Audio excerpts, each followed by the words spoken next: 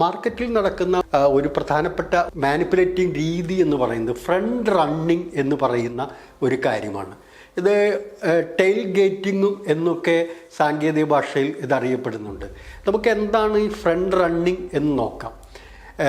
A എന്ന് പറയുന്ന mutual fund ഉടൻ തന്നെ ഏതെങ്കിലും ഒരു കമ്പനിയിൽ വൻതോതിൽ അതിൻ്റെ ഓഹരികൾ വാങ്ങാൻ ആഗ്രഹിക്കുന്നുണ്ട്, അല്ലെങ്കിൽ അത് ആസൂത്രണം ചെയ്യുന്നുണ്ട് എന്ന് കരുതുക.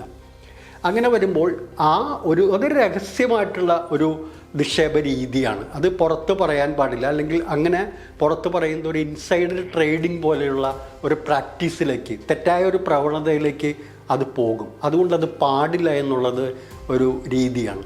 പക്ഷേ ഇവിടെ ഈ ഫ്രണ്ട് റണ്ണിങ് നടത്തുമ്പോൾ എ എന്ന് പറയുന്ന മ്യൂച്വൽ ഫണ്ട് ഭാവിയിൽ അല്ലെങ്കിൽ ഏതാനും ആഴ്ചകൾക്കകം നിക്ഷേപിക്കാൻ പോകുന്ന ആ ഒരു ഓഹരി ഏതാണോ അതിനെക്കുറിച്ച് മനസ്സിലാക്കി കമ്പനിക്ക് അകത്തുള്ള ഏതെങ്കിലും ഫണ്ട് മാനേജരോ അല്ലെങ്കിൽ മറ്റേതെങ്കിലും ആളുകൾക്ക് ആ വിവരങ്ങൾ ചോർത്തി കൊടുത്ത് അവരോ അതിന് മുമ്പ് തന്നെ ആ ഓഹരി കുറഞ്ഞ വിലയിൽ കിട്ടുമ്പോൾ വാങ്ങിവെക്കുന്നു എന്ന് കരുതുക.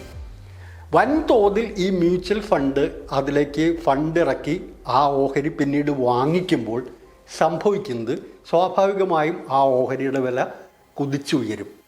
ഈ ഘട്ടത്തിൽ നേരത്തെ വാങ്ങിവെച്ചിട്ടുള്ള ആളുകൾ അല്ലെങ്കിൽ ഫണ്ട് മാനേജരാവട്ടെ മറ്റാരെങ്കിലും ആവട്ടെ അവർ ഈ ഓഹരി വിറ്റ് വൻതോതിൽ ലാഭം എടുക്കുന്നു. ഇതിനെയാണ് വളരെ ലളിതമായി പറഞ്ഞാൽ ഫ്രണ്ട് റണ്ണിങ് എന്ന് പറയുന്നത്. അപ്പോൾ ഈ ഫ്രണ്ട് റണ്ണിങ് പ്രാക്ടീസ് പാടില്ല. അതൊരു ഇൻസൈഡർ ട്രേഡിംഗ് ആണ്. അകത്ത് നിന്ന് രഹസ്യമായ ഇൻഫർമേഷൻ ചോർത്തിയെടുത്ത് അല്ലെങ്കിൽ ആ രീതിയിൽ നടത്തുന്ന തെറ്റായ രീതിയിൽ ഓഹരി വിപണിയിൽ ഇടപെടുന്ന ഒരു പ്രവണതയാണ്. അല്ലെങ്കിൽ ഓഹരി വിപണിയെ അട്ടിമറിക്കുന്നതിന്, മാനിപ്പുലേറ്റ് ചെയ്യുന്നതിന് വേണ്ടി നടത്തുന്നുള്ള ശ്രമമാണ് ഫ്രണ്ട് റണ്ണിങ് എന്ന് പറയുന്നത്.